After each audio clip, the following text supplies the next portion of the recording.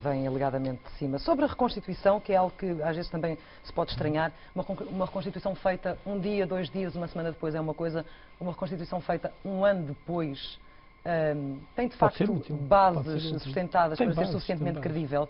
O senhor lembra-se o que é que fez exatamente em determinadas circunstâncias há um ano? Não, aquilo são factos curtos. A intervenção das pessoas, são muitas pessoas, mas tem aquilo que se quer que a pessoa, de facto, vá explicar, são coisas muito curtas. Portanto, se andou pela direita ou pela esquerda para chegar ao apartamento, por exemplo, são coisas desse género. Portanto, isso aí não se deve esquecer como é que se não pode lançar a dúvida sobre o testemunho da pessoa. Olha, por exemplo, no restaurante, o restaurante leva determinado tempo a confeccionar os pratos, não é? Portanto, isso consegue saber, consegue-se apurar com as pessoas lá sentadas, não é? Consegue-se, de alguma forma, reduzir o tempo ou não de como é que as coisas se passaram. Na altura não foi imediatamente feito. Acho que os procedimentos judiciários, repara, isso é um um facto. Os procedimentos, as normas, o tipo de investigação mundial. dos meios, exatamente.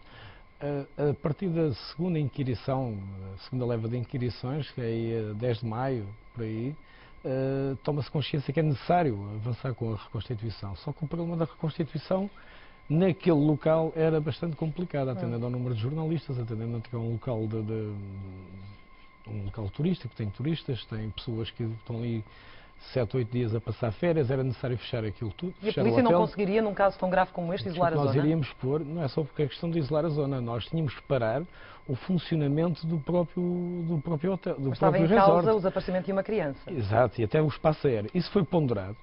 Eu não vou lhe dizer se concordei, se não concordei com a decisão que veio a ser tomada a decidir, acatei a decisão. Foi uma decisão superior a si? Foi uma decisão dentro do grupo, e portanto eu como coordenador só tenho que dizer que é uma decisão nossa, porque foi do grupo. O senhor ainda hoje estranha que o casal McCann, e já não digo em relação a serem acusados eventualmente da morte da filha, ou haver suspeitas sobre outras pessoas em relação ao rapto, mas estranha que o casal McCann até hoje não tenha sido acusado de exposição e abandono de criança.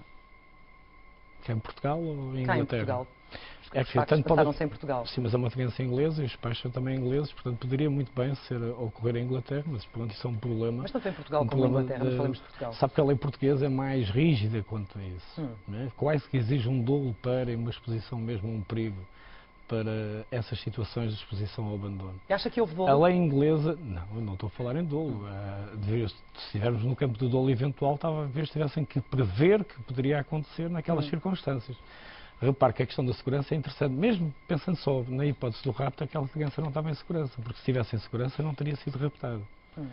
Aquela e as outras, não são só ela, era ela e os irmãos, e os outros, e as outras crianças dos outros amigos do casal. Portanto, a lei inglesa é mais rígida, não necessita, ou que se diz, não se necessita do dolo, é quase uma mera negligência, pode levar logo a esse tipo de inquérito. Não o fizeram, porque isso é um problema da polícia, da justiça inglesa.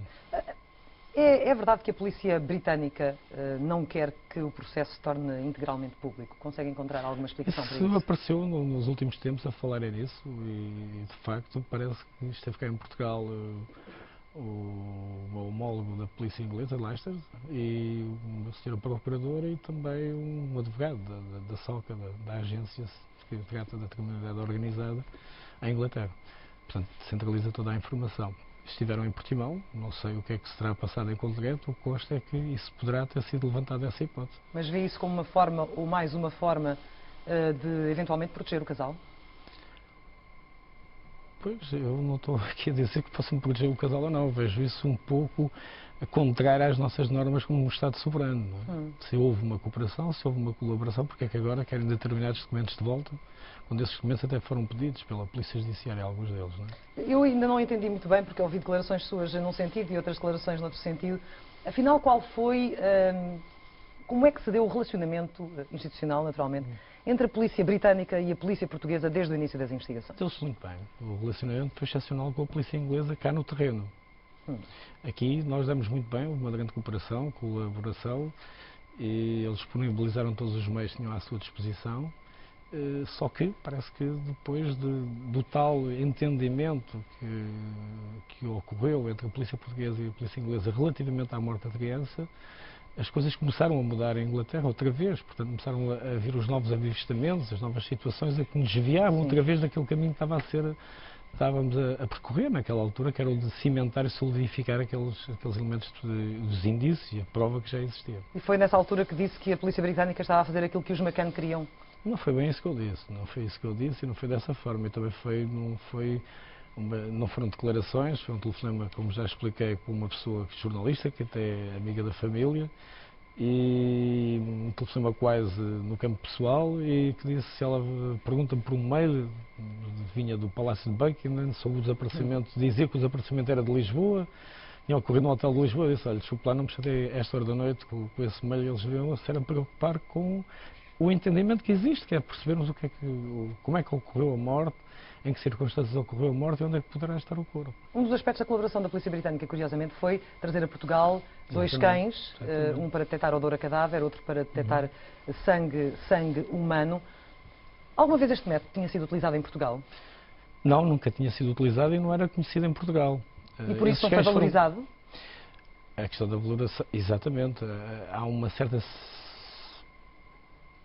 Algumas pessoas são céticas relativamente à utilização desse meio de recolha de provas, no fundo é um meio de recolha de prova, mas os cães não trabalharam sozinhos, para lá terem um técnico, o trabalho deles foi, antes teve por cá um consultor nacional da polícia inglesa para buscas e salvamento e que fez todo um planeamento e ele é que chegou à conclusão que é necessário cães, aquele tipo de cães, para a busca de um cadáver. Portanto, não é termos chegado ali, agora talvez os cãezinhos cheirem aí, não. Houve um planeamento, esse consultor inglês reuniu-se com académicos portugueses, a Universidade do Algarve, para saber das correntes e tudo. Portanto, foi um trabalho muito bem feito e que está num processo e pode ser visível e que leva a que os cães venham então a Portugal. Mas de qualquer forma, todos esses indícios, nomeadamente os recolhidos pelos cães, seriam valoráveis, em princípio, ou pelo menos a sinalização feita pelos cães seria muito mais valorizada, eventualmente, se o relatório pericial tivesse sido mais concreto. Relatório pericial em relação ao laboratório de Birmingham, em relação às amostras recolhidas quando foram sinalizadas pelos cães. É uma forma um pouco...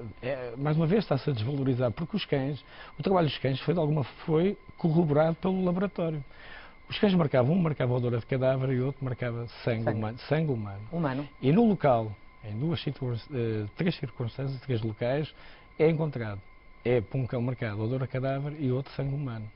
O que diz o laboratório é que não consegue com aquela técnica local number, dado o tamanho da amostra, dizer qual tipo de fluido corporal é, mas não deixa de dizer que é um fluido humano.